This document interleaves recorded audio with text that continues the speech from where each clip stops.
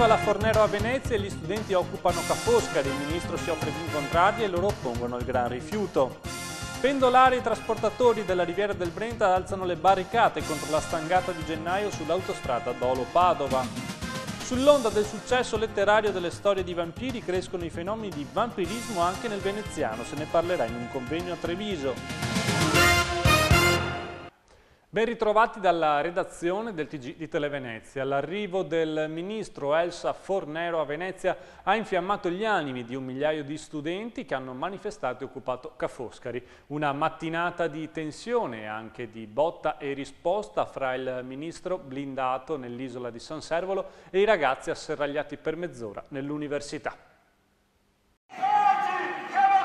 Giornata calda per Venezia oggi per l'arrivo del ministro del welfare Elsa Fornero.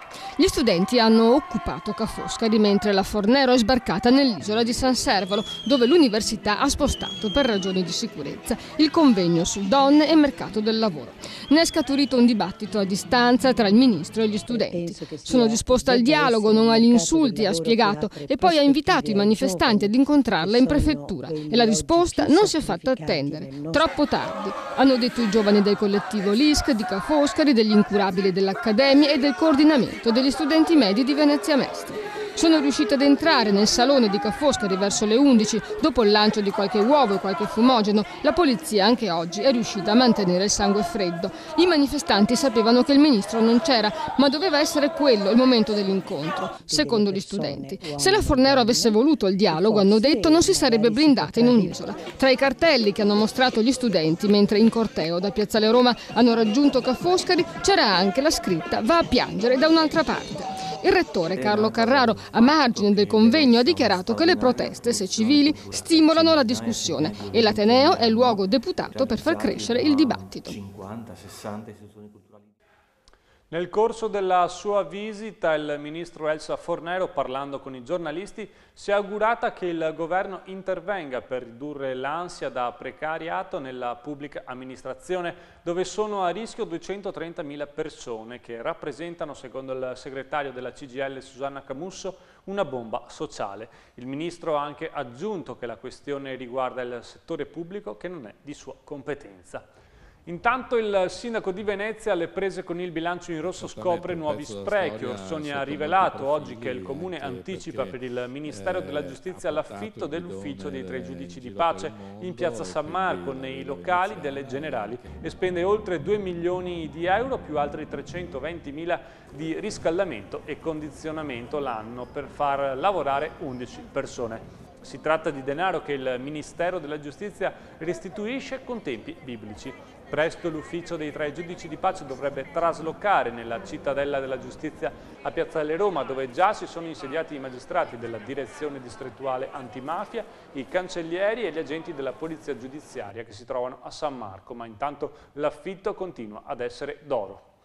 E l'annuncio dell'impennata che subirà la tariffa autostradale Dolo-Padova ha suscitato un coro di protesta in tutta la Riviera del Brenta. Per lavoratori e trasportatori spendere tutti i giorni più di 4 euro di pedaggio autostradale sarà una stangata quasi impossibile da sostenere, e comincia la battaglia contro la Regione. Monta la protesta contro il vertiginoso rincaro sulla tratta autostradale Padova-Mestre a partire da gennaio. Alla barriera di Padova si pagheranno 2,20 euro anziché 70 se si entrerà nel casello Dolo-Mirano-Vetrego. L'aumento è stato chiesto al Ministero dalla CAV, la società che gestisce il passante, e si è dichiarata certa di ottenere l'autorizzazione da Roma per gennaio.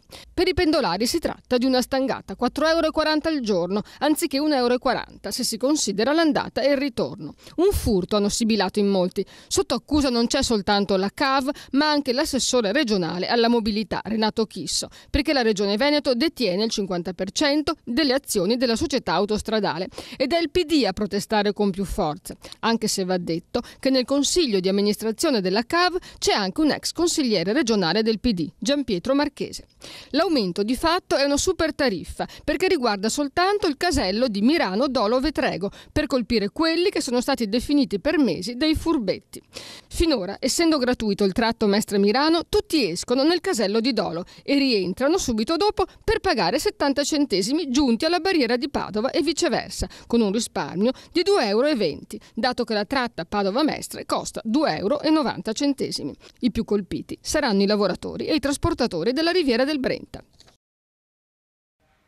Aumentano i seguaci del vampirismo nel Veneto e anche nel veneziano. Riti macabri con bevute di sangue umano di gruppo sono state segnalate in un bar nella provincia di Venezia. La denuncia è del gruppo Ricerca e Informazione Socio-Religiosa che domenica terrà un convegno a Treviso. Sentiamo.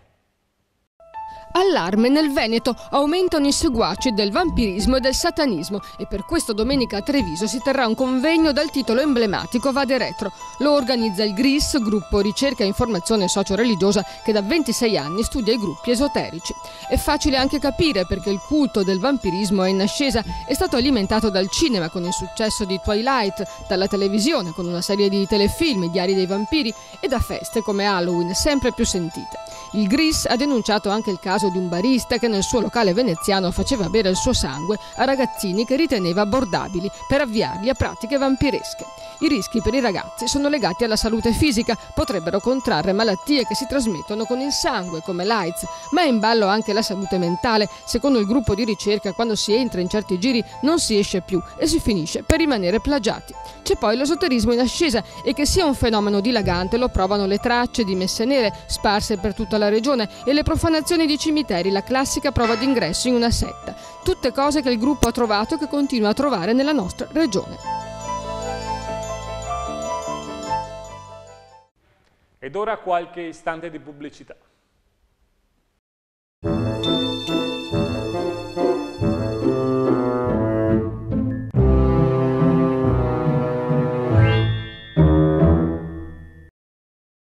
Il Noceto presenta Noce d'Oro, qualità superiore, sapore inconfondibile. Cerca il punto vendita più vicino a te su www.ilnoceto.it. E ora diamo uno sguardo all'area metropolitana. Iniziamo dalla provincia di Venezia, dove nel fine settimana sono previsti disagi per chi viaggia in autostrada. Sentiamo perché. A4 chiusa sabato notte nel tratto compreso fra Porto Gruaro e la tangenziale di Mestre a causa dei lavori per la terza corsia. Ci sono in pratica 2 cavalcavia da abbattere, quello di Musestre e di Fossalta di Piave. I lavori, che impegneranno un gran numero di persone e mezzi operativi, cominceranno sabato alle 19 e si concluderanno domenica alle 10. Sono circa 400 le famiglie sandonatesi a rischio povertà. Rispetto al 2011, che pure sembrava un anno molto difficile, c'è stato un ulteriore aumento del 30% di richieste d'aiuto.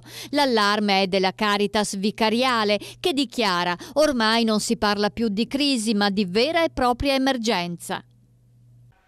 Ci spostiamo ora nella Marca trevigiana, dove sta per svolgersi un grosso raduno agricolo. Più di 1000 imprenditori agricoli per il ringraziamento annuale di Coldiretti. La 62esima edizione della festa provinciale si terrà domenica 25 novembre a Monastier. Tra le iniziative è compresa la messa, con il tradizionale offertorio dei frutti della terra, nonché la benedizione di trattori e macchine agricole. La banda musicale di Mogliano rischia di chiudere i battenti. La crisi economica e il conseguente taglio di contributi, 7.000 euro l'anno da parte del comune, potrebbero far morire una vera e propria istituzione cittadina. La banda di Mogliano, che attualmente conta 25 strumentisti, risale infatti al 1890. Viveva in Ecuador ma percepiva l'assegno sociale dal governo italiano. Una settantenne è stata scoperta e denunciata dalla Guardia di Finanza di Cittadella. Il suo nome è sgusciato durante i controlli incrociati sulle persone beneficiarie di assegni sociali iscritte all'AIRE, anagrafe degli italiani residenti all'estero. La donna di fatto residente in Ecuador è tornata nel 2007 in Italia allo scopo di avviare la pratica per ottenere l'assegno sociale. Ottenuto il contributo, lo faceva accreditare su un conto corrente bancario che prelevava tramite bancomat direttamente nello Stato sudamericano. La responsabile è stata denunciata per truffa aggravata e continuata ai danni dello Stato. Dall'inizio dell'anno le fiamme gialle di Cittadella hanno bloccato l'erogazione di 8 assegni sociali intestati a persone che non ne avevano diritto. E restiamo nel Padovano, dove è tempo di bilanci, purtroppo quasi sempre negativi. Sentiamo di cosa si tratta. 50 milioni di euro tra frane e argini da riparare e manutenzioni, in pratica 60 euro a testa per abitante. Tanto sono venute a costare nel Veneto le 2 giornate di maltempo del 10 e 11 novembre scorsi. La conta dei danni è fatta dall'Unione Veneta Bonifiche, che ha progettato vasche di laminazione e altri interventi per eliminare i rischi idraulici nella nostra regione. Arquà Petrarca, capitale dell'olio di oliva veneto, il migliore dei segnali, in un'annata negativa che ha visto i Colli Euganei perdere addirittura la metà del raccolto. Domenica 25 novembre il borgo accoglierà la tappa del Girolio d'Italia, la manifestazione itinerante nella quale il Veneto sarà rappresentato proprio da Arquà. Ed ora con il prossimo servizio cercheremo di darvi qualche spunto per il tempo libero nel fine settimana. Facciamo bene attenzione. Torna in Villa dei Leoni a Mira l'aperitivo con l'autore. Sabato 24 alle 18 l'appuntamento è con lo scrittore ed editore Walter Basso, esperto in sganassade e altre amenità spesso e volentieri in dialetto. Stavolta però con il suo ultimo libro I 2 volti della morte nera affronta un tema molto serio, e cioè la vita drammatica dei minatori in Belgio. Sempre sabato 24, ma alle 20:45 in Sala San Marco a Trivignano, divertimento garantito con i Rusteghi di Carlo Goldoni, nella messa in scena della premiata compagnia veneziana La Bautta di Fulvio Saoner, biglietto 6 euro. E continua con successo in Sala Barbazza a Spinea il 13° Festival del Teatro Comico d'autore. Dopo Pensaci Giacomino di Pirandello, domenica alle 15:30 il sipario si aprirà su Angiolo, quel diavolo di Caravaggio, della compagnia Prototeatro di Montagnana, che racconta l'avventurosa vita di Michelangelo Merisi, detto il Caravaggio. E adesso qualcosa da mangiare a Rio San Martino, frazione di Scorzè, dove troviamo il fiore d'inverno, e cioè il radicchio rosso di Treviso, in abbinata ai formaggi e ai sapori bellunesi. La festa andrà avanti fino a domenica sera. Infine un evento speciale a Sarmede nel Trevigiano, patria di un indimenticabile campione del ciclismo, Vito Favero, maglia gialla al Tour de France del 1958. A Favero, che ha da poco compiuto 80 anni, è dedicato un bellissimo documentario firmato a 4 mani dal regista Igor Francescato e dal giornalista Rai Domenico Iannaccone. Il gregario in maglia gialla, questo è il titolo del film, sarà proiettato domenica 25 novembre alle 18 al Teatro Comunale di Sarmede, vivamente consigliato non soltanto agli amanti del ciclismo.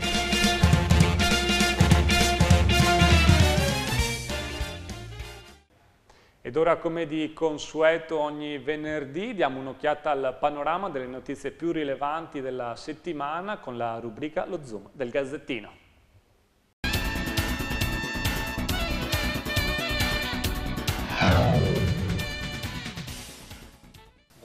Siamo negli studi di Radio Venezia e con me Marco Bampa, vice caposervizio del Gazzettino di Venezia. Ciao Marco. Un saluto a tutti, ciao Maria Stella. Allora, il momento dell'approfondimento delle notizie della settimana e insomma è stato particolarmente cruento e ha suscitato molto scalpore la notizia di quell'esodato che si è suicidato. È il primo esodato, no, a suicidarsi. Sì, diciamo che quella è una delle concause, insomma, che ha portato a questa tragica scelta di questo artigiano 61enne di Maerne, che era purtroppo anche lui l'ennesima vittima della crisi.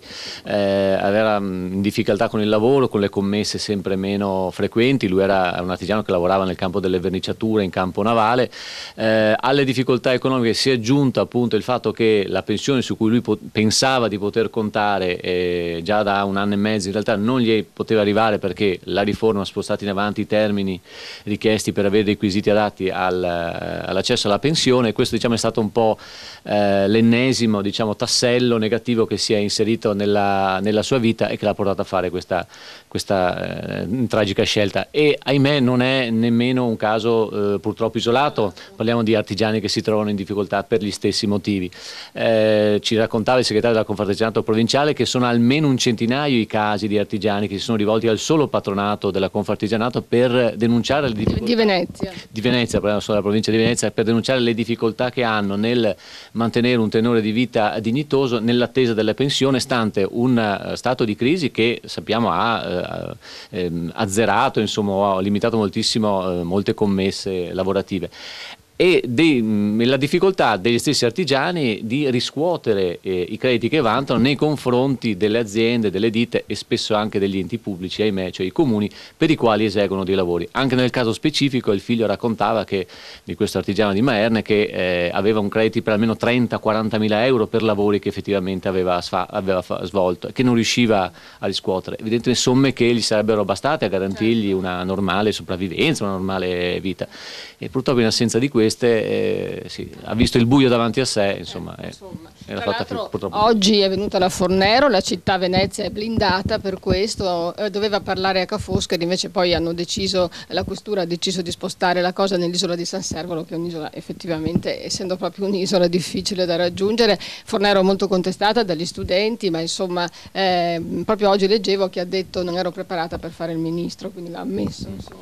Sì, diciamo sì, si è preso un carico non da poco, bisogna dire la verità, anche se poi le responsabilità io credo che sia sempre ingiusto evitarle a una sola persona. Le responsabilità in questo caso credo siano collettive, perché le scelte non credo che le abbia fatte la Fornero in prima persona e non siano state condivise dall'intero governo, insomma, e poi approvate, ricordiamolo, anche dal Parlamento, insomma. Vabbè, insomma, però l'errore sugli esodati l'ha fatto lei, diciamo. Vabbè, senti, parliamo di altri argomenti, entriamo più nel vivo, nella cronaca di Venezia. C'è un passaggio a livello che inquietante, che non funziona. No, fa spavento, nel senso che è un passaggio di livello a Oriago di Mira, dove si è verificato lunedì un fatto appunto che ha rischiato di trasformarsi in tragedia, cioè le sbarre non si sono abbassate al passaggio del treno.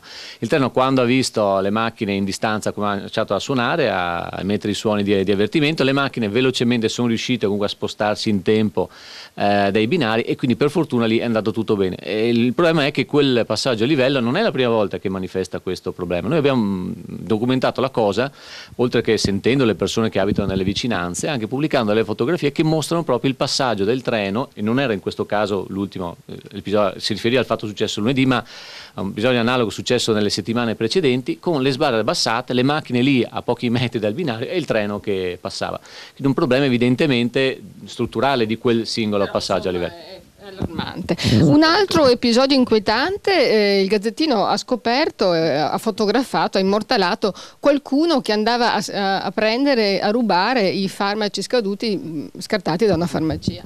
Sì, anche questo è un fenomeno abbastanza inquietante, che abbia degli scenari che finora forse non si conoscevano. Le immagini sono abbastanza chiare, e le testimonianze che abbiamo raccolto in loco non fanno altro che confermare che c'era un fitto via vai quasi giornaliero ormai di persone sbandati, tossicodipendenti, quelli che un po' diciamo albergavano nell'area dell'ex Umberto I, che andavano a rovistare nel bidone dei farmaci scaduti prima che passasse l'addetto alla raccolta, e in qualche modo ne portavano via alcuni. Sull'uso che ne fanno c'è un ventaglio di ipotesi, può essere un uso personale perché legato magari alla droga, li usavano magari come alternativa alla droga, oppure ipotesi, queste furono ancora più inquietanti, che alimentino un mercato nero, diciamo così, dei farmaci usati, dato magari in mano a persone ai migrati, non so, che non hanno la possibilità di rivolgere alle strutture pubbliche, e pur di curarsi, non so, un mal di pancia o il raffreddore con aspirina, sono disposti anche a usare medicinali in realtà scaduti, quindi con un allarme sociale che non va assolutamente sottovalutato, come ha detto l'assessore Bettini, insomma. Certo, senti, ultima notizia, ne parliamo stamattina, ma in realtà sarà pomeriggio che avverrà, gli stati generali della città metropolitana, con Orsoni e Zaccariotto che si contendono il controllo dell'area metropolitana. La Zaccariotto non ammette di perdere il controllo, no, sull'area metropolitana, e invece Orsoni rivendica questo controllo. Sì, rivendica appunto sul fatto che effettivamente la legge stabilisce che sarà il sindaco di Venezia, cosa a cui si è opposta, sappiamo, la Zaccariotto. Semmai ne parleremo la prossima settimana. Forse la prossima settimana. Fra l'altro c'è stata un'ulteriore, diciamo, punzecchiatura da Zaccariotto riguardo di Zanonato, perché dice sì, ma Zanonato qui non deve venire perché qui vengono solo i sindaci che appartengono all'attuale area metropolitana. quelli del futuro ne parleremo, insomma. Ecco. Vabbè. Ok, grazie Marco Bampa del tuo intervento, del tuo approfondimento, grazie a voi per averci seguito, noi ci vediamo venerdì prossimo, arrivederci. Grazie, alla prossima. Continuate a mandarci foto e video di cose che secondo voi non vanno, di problemi che volete segnalare e di storie da raccontare. Le ospitiamo tutte nel nostro sito internet e nel nostro TG, che è anche il vostro. Una foto con il cellulare può aiutarvi a farvi ascoltare meglio nel vostro comune o denunciare disagi che non potete più sopportare. Diventate dunque sentinelle tecnologiche e diventerete i nostri corrispondenti. Cerchiamo anche telereporter, la figura professionale che ha futuro nel mondo della telecomunicazione e dell'informazione online. Inviate il vostro curriculum se state frequentando l'università o siete neolaureati a redazione@televenezia.it. E a proposito del nostro sito internet, è arrivata la quarta puntata della rubrica del Canaia dedicata alle tradizioni veneziane e da sabato tutti i sabati la rubrica andrà in onda dopo il TG. Ed ora vediamo appunto insieme che tempo farà nei prossimi giorni.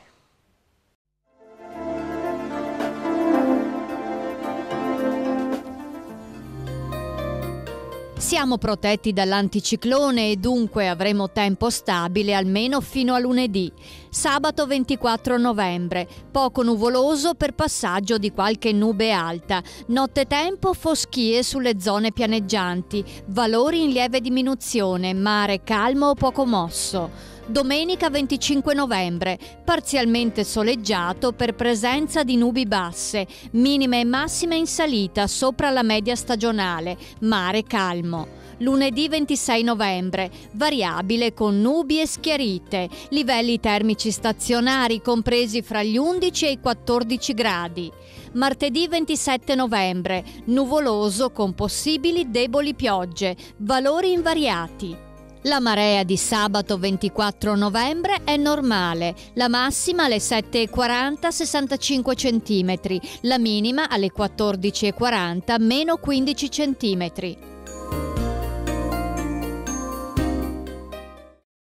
Salutiamo i 500.000 amici che ogni giorno seguono il nostro TG, vi diamo appuntamento alle edizioni delle 6:30, 7:30 e per l'informazione serale 19, 20:30 e 23. Arrivederci dalla redazione del vostro TG.